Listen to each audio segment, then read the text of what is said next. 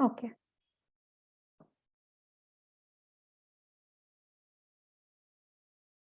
So today we will be covering two chapters. The first chapter is directing. It is a very small chapter, chapter 18 on page number 97 in your DC Joshi textbook of hospital administration. And the second chapter that will be motivating, that's page number 99 in the same textbook. Okay. So there are two chapters which we'll be covering today. Definitions of directing and motivation you do not have to study, just understand what are the theories relevant to both these topics.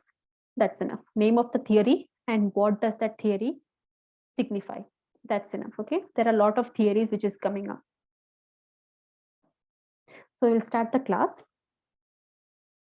First, directing may be defined as a function of management which is related with the instructing, guiding and inspiring human factors in the organization to achieve the organizational objectives. You want to achieve the organizational objectives, you can do it on your own.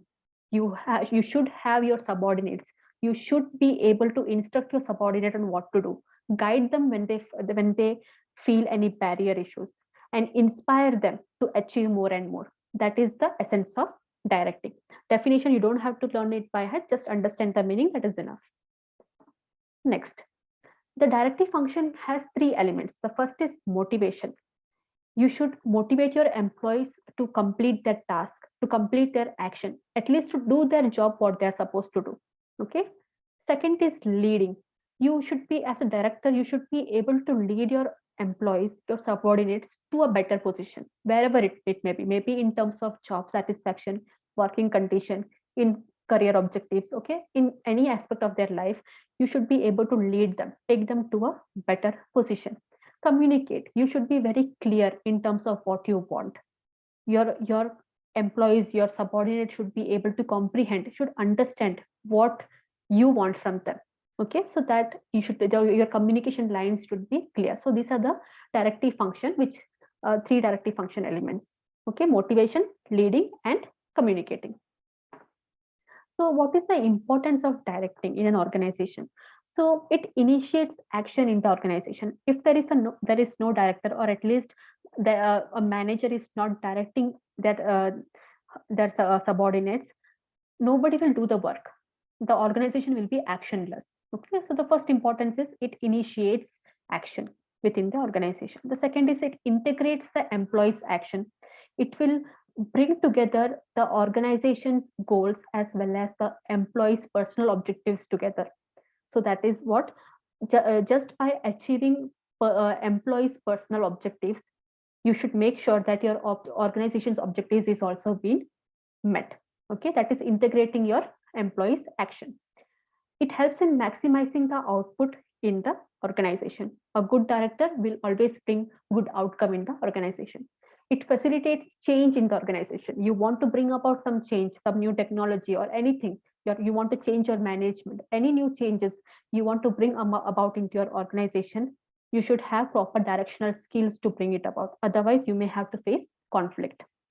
Direction provides stability in the organization. All the people will be answerable to only one director in the organization. You cannot have two directors. There will always be one director for any given organization. So because of that one position, there is a stability within the organization. Okay. So this diagram is shown in your textbook. Okay, that's the principles of directing. You just have to understand what each of these principle means. Okay, you will not be asked to explain it. Just understand the meaning of it. Okay, so principles of directing, you can divide it into two parts. One is the purpose of directing, why you want to direct.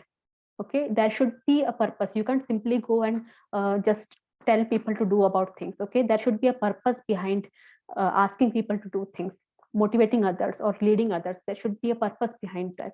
Okay, so that is the principles relating to the purpose of directing. Next is principle related to the directing process. Okay, now you understand, now you know why you want to direct, but how you will direct. Okay, there are many techniques in directing. Okay, so principles relating to the directing process will answer the how of directing, and purpose of directing will answer the question of why you want to direct. Okay, so the first principle is principle of maximum individual contribution. So what happens here is your directing skills should be such that if you have 10 members under you, if you have 10 subordinates under you, each of them, each of these 10 subordinates, you should make sure they are giving their maximum so that organization's objectives and goals will be achieved. You have to see whatever these 10 people are contributing towards the organization, it is the best possible thing that which they can contribute. They are giving their maximum to your organization. That is the principle of maximum individual contribution. The second principle is principle of harmony of objectives. As I had told earlier, integrating the individual objective as well as the organizational objective. For example, an assistant manager wants to become a senior manager. So he or she has to do something great, something very good that is going to benefit the organization. Okay, after achieving that task, he or she may be promoted. Okay, so what happens here is the individual had the objective of getting into a senior position, that is satisfied, but by the things he or she did to get to that position has brought benefit to the organization in general. So both the organization's goals and the individual's goals are met, and it was a win-win situation. Okay, principle of efficiency in direction. If you are a good director, you will bring about good outcomes. But if your directing skills are like not up to the mark, okay, your the outcome will not be efficient enough. That is, it is directly proportional. Okay, how efficient you are as a director will be the outcome of your organization. Next, coming to the directing process, principle of unity of command. Unity of command means that you should be answerable to only one manager or one superior. If you have to answer to two or three superiors, that will create confusion and recklessness, and even conflicts between the supervisors and managers. Okay, so there should be only one line of direction. As I told earlier, there will never be two directors for an institution. There will always be one director, one CEO. The top positions in an institution is given to only one person. You can have multiple shareholders, okay, but not all the shareholders become the director or CEO. Any one will become the director, one will become the CEO. Okay, so because you have to follow a particular line of command, that is a unity of command. Principle of appropriateness of directing techniques. The techniques which you are using for direction. For example, in some cases, you need to be an autocratic director. You need to be someone very rough and tough to get things done. Okay, but not necessarily. For example, your employees listen to you. Okay, they respect you, they listen to you. Whatever task you give to them, they complete it on time. Okay, in such cases, you do not have to be too autocratic or too headstrong towards them. Okay, you can be a bit relaxed. But if at all you are finding your subordinates tough to handle, they lack discipline, etc., in such cases you require to become a little bit autocratic. Okay, so that is the appropriateness of direction technique. The techniques of direction which you use, the skills which you use, it should be appropriate to the situation. Okay, next is principle of managerial communication. What here it is, your communication should influence, it should bring about some change. It should influence your subordinates. Okay, just for the sake of saying things, you can't do that. Whatever you are guiding, whatever you're directing them, it should bring about some change in the attitude, some change in your subordinates opinion. Okay, in short, you should be an influencer to them. Okay, next is principle of comprehension. It's very simple. Whatever guidance you are giving to them, whatever direction you are providing to them, your subordinates should understand it. For example, when you are giving a health education, giving a health education is also a type of direction. Okay, if you're a medical professional, you are giving a counseling or health education to a patient. Okay, you have to make sure that they understand the terminologies what you use. You can't use the same medical terminologies which you use to communicate with your peers. Okay, you can't use the same medical terminology to communicate with your patients. You have to Communicate to them in the language they understand. The terminologies you should use which they understand. Okay, the principle of comprehension means that your whatever direction you are, whatever task you are giving to your subordinates, they should be able to understand what you want from them. Okay, then the principle of use of informal organization. For example, um, uh, you have some cliques in your organization. For example, there are 10 nurses working together in a ward. Not all 10 of them will be in a very good terms with each other. Within that 10 staff nurses also, 3 of them will be too close to each other. 2 of them will have another group. Okay, like having an internal group and all. Okay, so use those kind of informal organization to get things done through your subordinates. Okay, be a part of their informal organization, be their professional friend, make professional relationships, professional friendships with your subordinates. Not Do not be far to reach in terms of any friendliness with your subordinates. Okay, to be informally active also within their friend groups. Okay, principle of leadership. For example, we will study that in detail when we will take up the leadership class. There are different types of leader. Okay, which kind of leader you want to be, it will be judged by the principle of leadership. Then the principle of follow through, last one. Just by telling people what they should do, you can't leave it there. You have to check them, you have to follow through. Are they following your guidelines? Are they following what you have asked them to do? Okay, that is principle of follow through, getting feedbacks. So I hope you're clear here. You just understand the meaning of this each principle. You don't have to give an explanation for examination. Just understand which principle comes under which. Is it under purpose of directing, or is it under directing process? Okay. Next, McGregor's theory of theory X and theory Y. What is explained in theory X and theory Y is there are basically two types of manager, theory X manager and theory Y manager. We will see how they are different. So theory X manager, the theory X manager, he believes that nobody likes to work, and his subordinates, they dislike work. They will avoid their work as much as possible.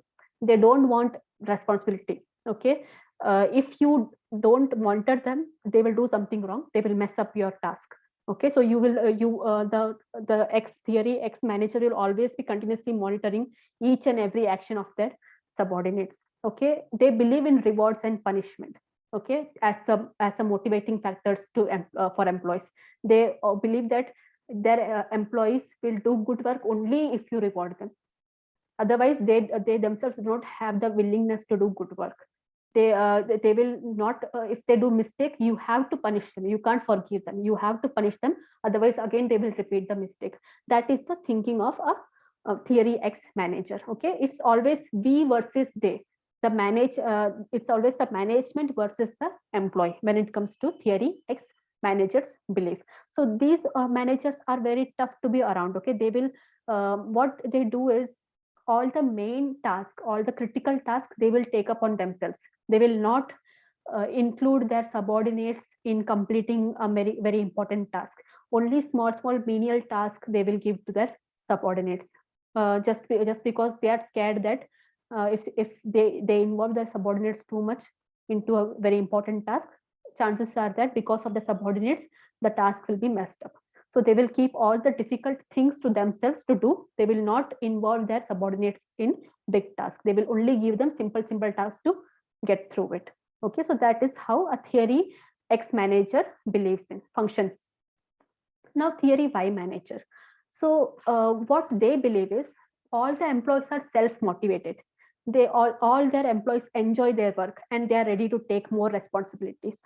They believe that the employees can work without supervision. Even if I take two to 3 days leave, the company will work as it is. I don't have to worry about my subordinates. They will manage even without me. So that's how the attitude of a theory Y manager. And they will give more responsibilities to their subordinates, and they will help them to take empowering decisions. You decide what you want to do. You have the freedom to do this task according to your wish. That is how the theory why manager manages. Okay, and they will build a very collaborative and cordial relationship with their employees. They will be more like a friend to their employees rather than being a boss. Theory y X manager is the boss, theory Y manager is more like a leader, more like a friend.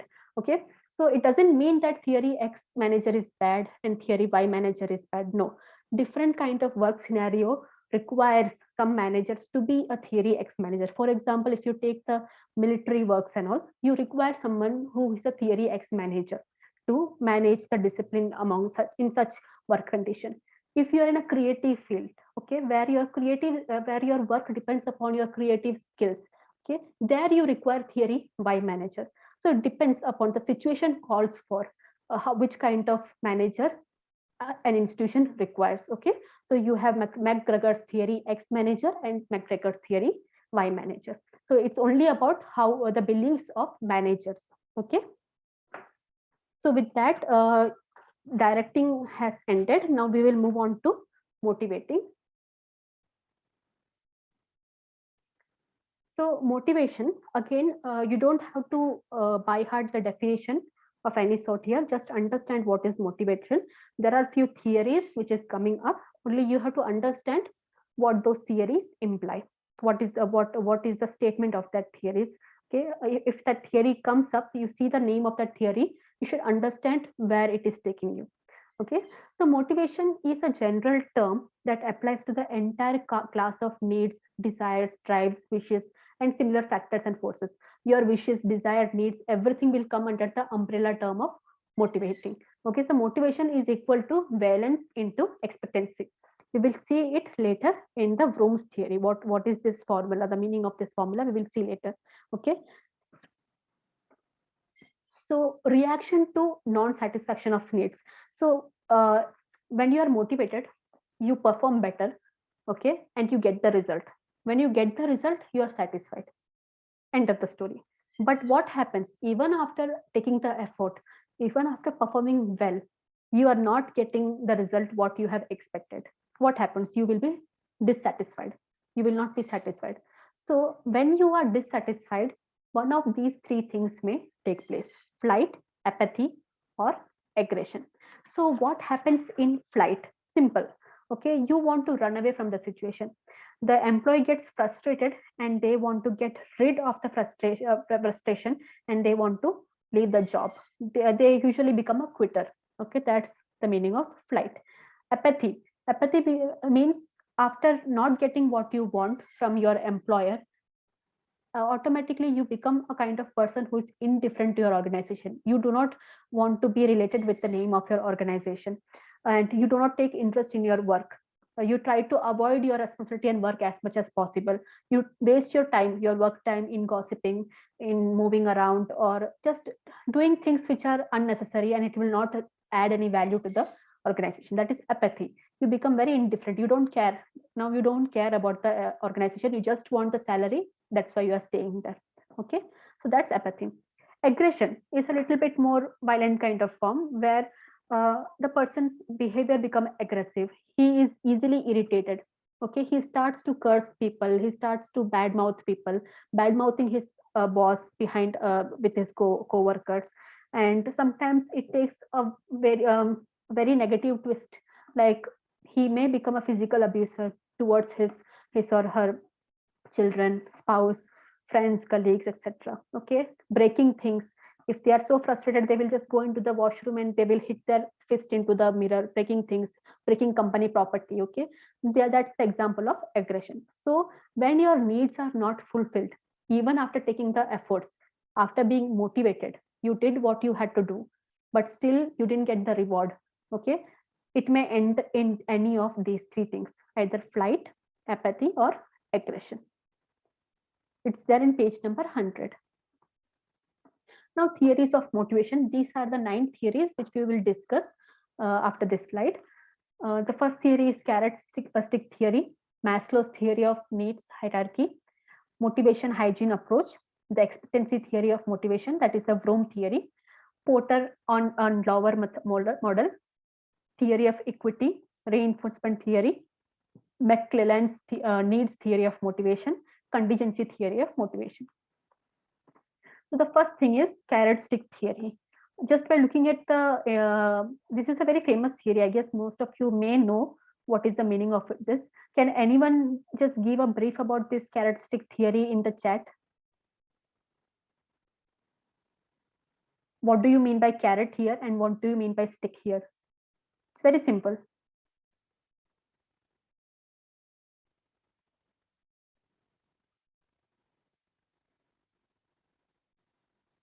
Anyone?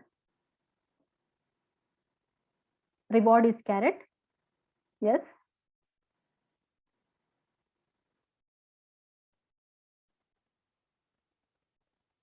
And stick is punishment. Correct.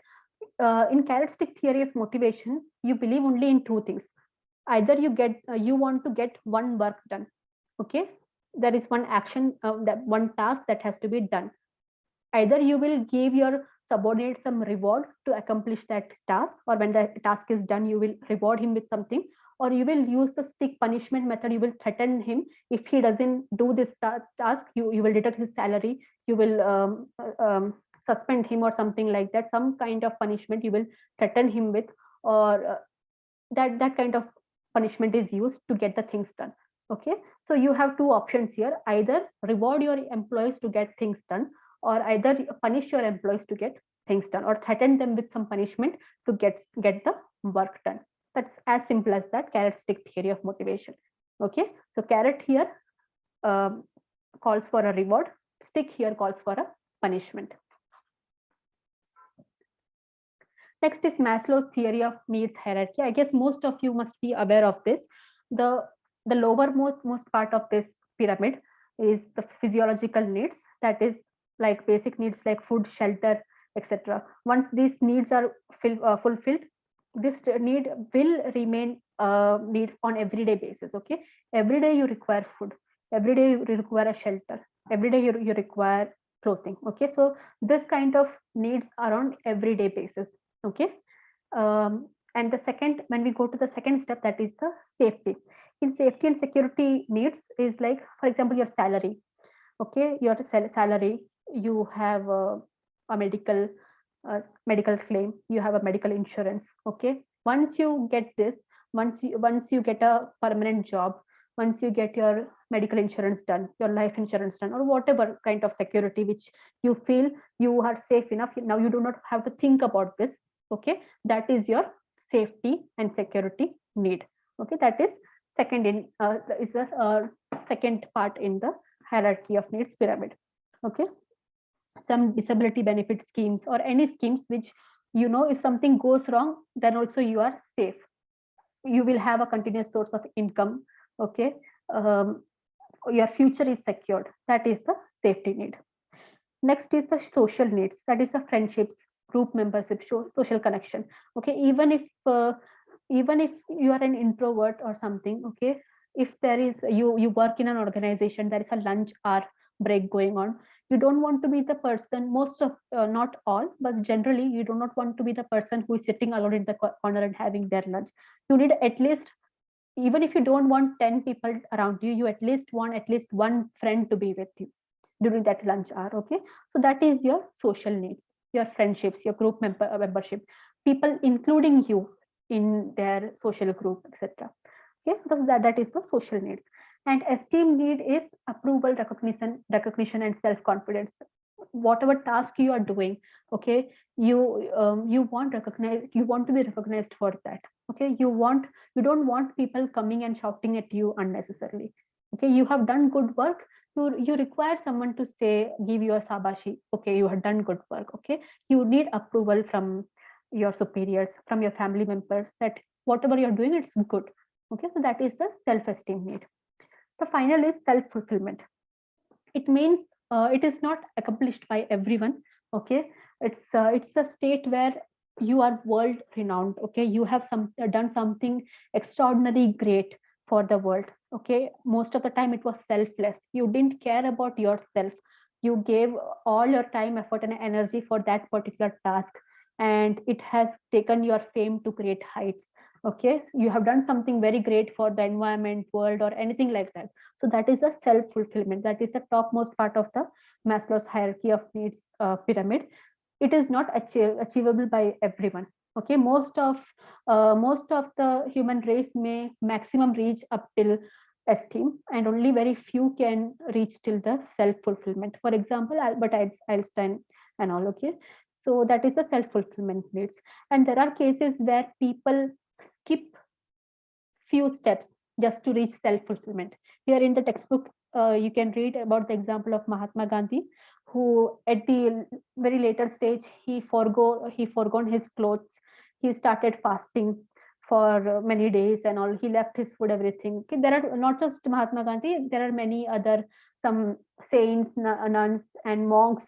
Okay, from various religious beliefs, they go on such journey to discard all the physical desires of the world just to reach the level of self fulfillment. Okay, those are the people who skip the hierarchy of needs just to attain the self fulfillment. Okay, so that's it. That's about the Maslow's theory of needs. Examples are given in your textbook on page number 101. Then you have motivation and hygiene approach. So here there are two things: motivational factors, the green arrow, and the hygiene factors here, the red arrow. Okay, so if you want to, what this theory says is, these hygiene factors like salary, working condition, supervision, management, and relationships. Okay, these are essential in any organization. Okay, you cannot motivate your employees without satisfying their hygiene factors. Okay, just understand that hygiene factors are the first thing that the organization should provide before providing any other form of motivational factors. For example, if your employer doesn't give you salary, you do not feel safe in your work environment. There is no one to guide you or supervise you. If you are stuck with a task or you're stuck with a problem, there is no one to help you out. Okay, your superiors don't bother to answer to you. And um, various kind of conflicts are there within your organization. Okay, after facing all these difficulties, at the end of the month, if you are given employee of the month, will you be motivated or will you be satisfied? No, most of the, generally speaking, nobody will be satisfied, because uh, being an employee of the month is not giving you any special incentive. It is just a certificate you can use to you can hang out in your cabinet or in your cabin or office. Okay, but you do not have a regular source of income. You do not feel safe, nobody to help you out, your co-workers are not helping you out. Okay, in such conditions, you will most likely leave the organization, even if the organization is making you the best employee or giving you promotion without any such benefits. So that's the example here. So hygiene factors, for example, salary, working condition, the basic necessities. The hygiene factors are also called as dissatisfier. In textbook, they have used the word dissatisfier. Okay, dissatisfier should be met. Okay, you have to eliminate any dissatisfaction which your employees will face because of these conditions, because of these factors.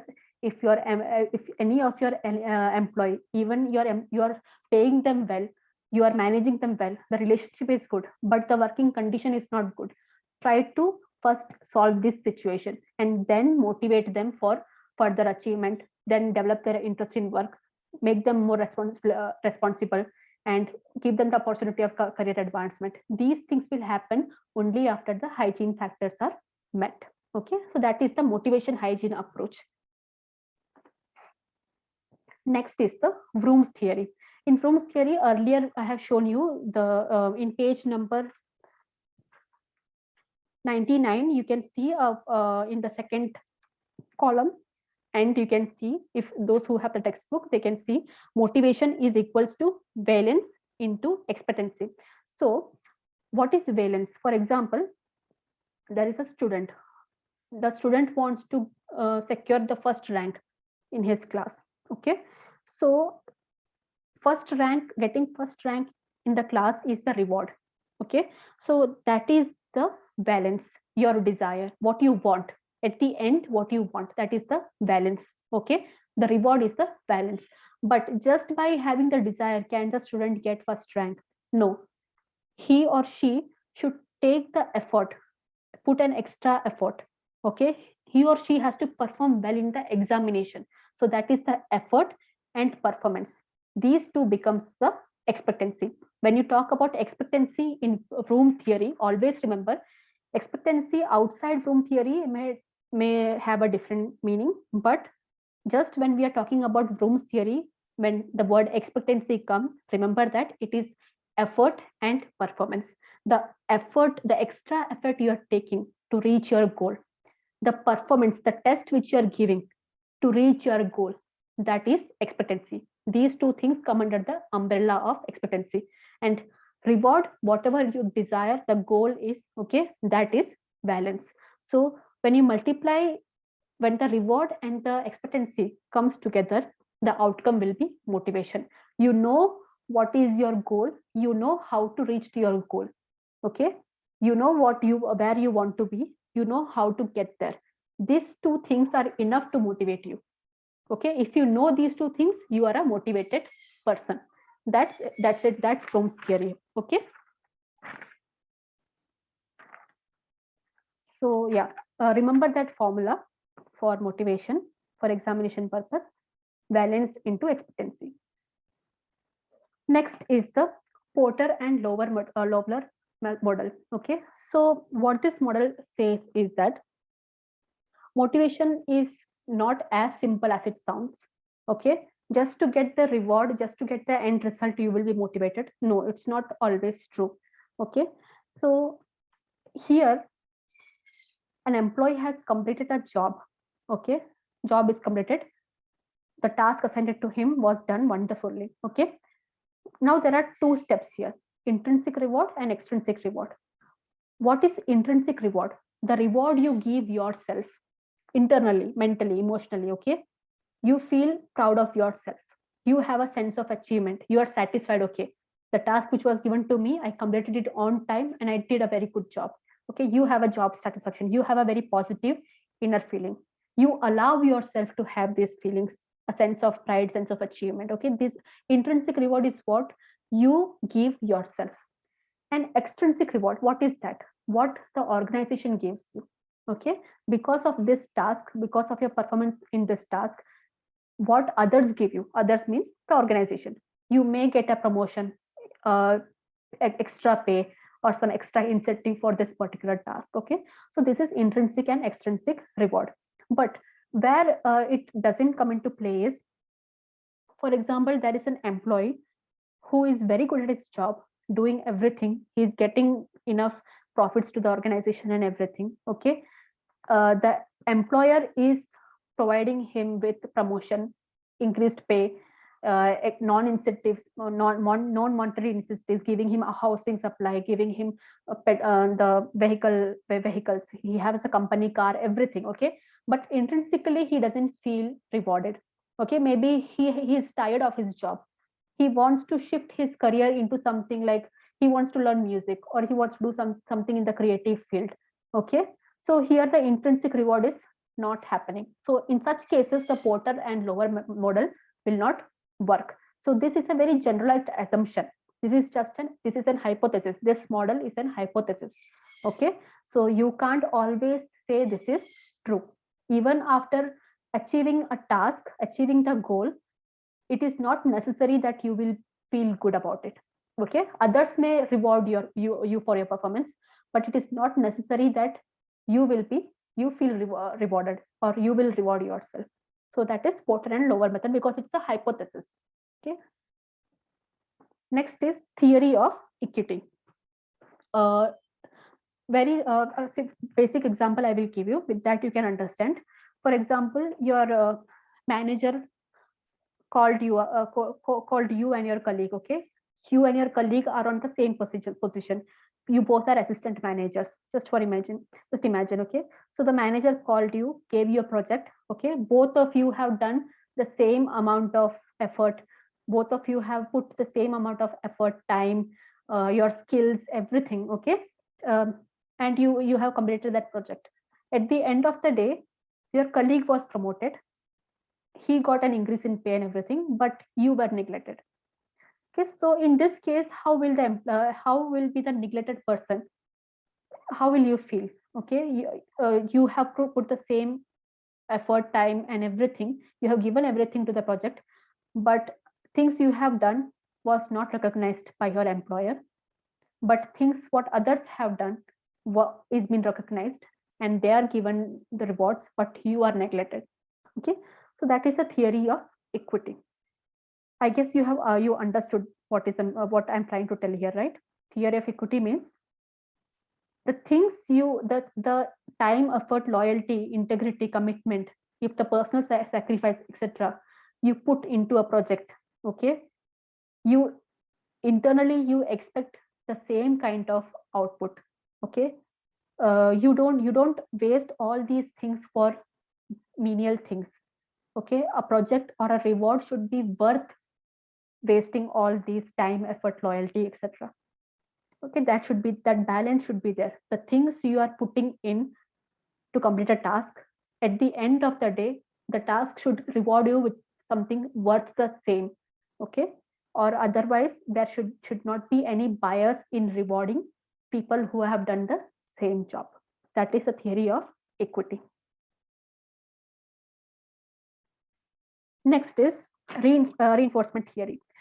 So reinforcement theory means that, uh, for example, you wake up in the morning, you go for a jog, and you feel good after that.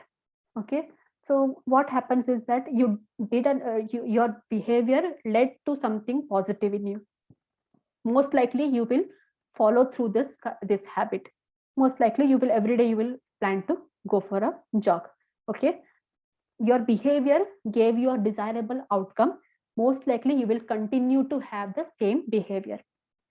Your behavior, for example, you wrote something on your social media and you got left and right from your friends, family, and everyone. Okay, so what happens here is, next time before posting something, you will usually, not all the time, but in a normal person's case, usually the second time while posting something like that, you will think twice. Okay, so your behavior gave you an undesirable outcome, bad outcome. Most likely you will not try to follow the same pattern. So that is reinforcement theory. So for example, how you will bring about this theory in an organization. For example, your organization is setting up a new project. Okay, in that case, a group of 10 members team was taken up. Okay, the people who are doing exceptionally good, you will try to reward them in front of others. You will appreciate them in front of others. So what happens is, that few members behavior will be reinforced in others will also start to think, okay, if I also perform like this, I will also be appreciated, I will also be rewarded. Okay, if somebody lags behind, is not doing giving their maximum contribution as comparison to others, okay, you punish them or you scold them, okay, in front of others. What this person will do, he will try to rectify the bad behavior.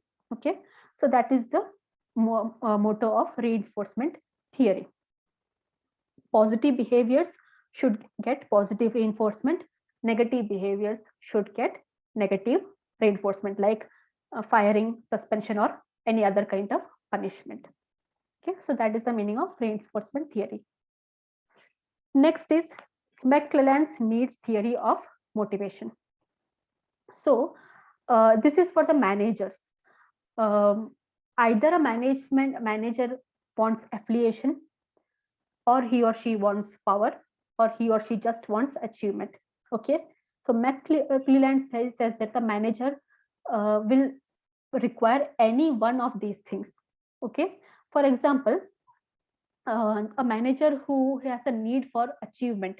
Okay, he doesn't want power, he doesn't want authority over others, he doesn't want to be in the good book of others, he just wants to win every situation. Okay, he is not bothered by the money that he's getting, he's not bothered by the incentives that he's getting. Okay, he has took up a task, and that task has to work. It has to be a win-win situation only for him. He cannot lose, he cannot stand losing. That is need for achievement. For example, the coaches and all, okay, in sports, sports coaches, the sports managers, okay, they can come under this segment. Not the sports manager, because the sports manager will have some financial motivations also, but coaches, okay, if you are coaching someone in a particular sport, okay, you even the coaching institutes and everything, the teachers and all, they just want the achievement from their project. Okay, here the project will be a sportsman. Okay, they just want their progeny to win. They can't stand losing. So that's one kind of management. Need for achievement. Need for power is they want the they want to be the authority. Okay, they generally want to influence and control everyone under them.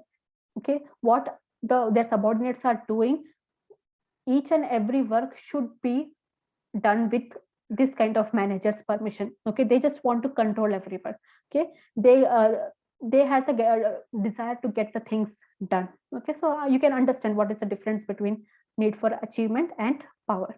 Okay, for example, in a situation where most of the government agencies and all, it works on need for power. They just want to get their things done. They want their influence to be valid.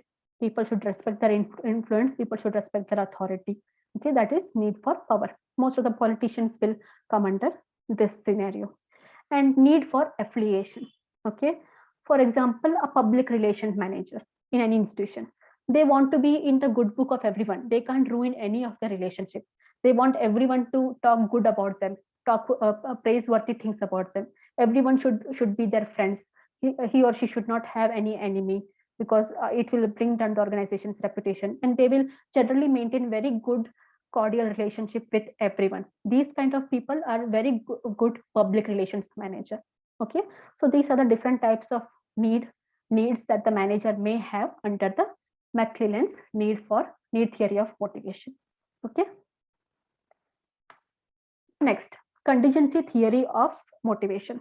So in contingency theory of motivation, it is best suited for all environment. Okay, what the theory says is, depending upon the situation, depending on the environment, the motivation techniques should change. For example, individual personality. Every individual has different needs and different pattern. Okay, according to that, you have to understand what are the needs of your subordinates. What are the things they are complaining the most about. Okay, take care of that, then they will follow through your motivation. They will get the things done as you want. Okay, if your subordinates are going on a strike for some reason, okay, try to solve that. Try to get the team leader involved. Try to solve the strike issues so that your employees will get back to work. Okay, so that is individual personality. Based on individuals needs and desire, you have to tap into that and play your motivation. Then comes organizational culture. Some corporate culture, it is very difficult to get promotion. In some institution it is very easy. Okay, and in some corporate cultures it is very difficult to get promotion. For example, in some hospitals, just by spending 6 months in that hospital, automatically you will secure your promotion period will go and you will become a permanent employee. Okay, in some organization, for example, in government or organizations and all, it is not like that. You work on a contract basis. You will not be a permanent employee easily in a government hospital, but in private hospital it is very easy. So the motivational factors of a staff nurse who is on probation in a government institution will differ from a staff nurse who's in a private institution. Okay, there may be other incentives and salary added benefits in government and institution, but the permanent position is not there. Okay, so that's the different. That's how different organizational culture will play into the motivation of employees. Then availability of incentives. Just by organization cannot say we will only pay you so and so salary. We will not give you anything else. Okay, that cannot be done, because by law there are many other PF act is there, ESI act is there. Okay, medical scheme acts are there, which the organization has to follow. Just by giving money to the work done is not valid in today's time. You have to give some extra non-monetary incentives also. You have to give them at least a morning cup of tea or an evening cup of tea, and when they are on duty. Okay. There are other incentives also which will differ from organization to organization. Okay, so just providing wages is not enough to motivate your employees. You have to be creative by giving them some non-monetary or monetary rewards also on top of their wages. So that is the contingency theory of motivation. Thank you. Do you have any doubts in this?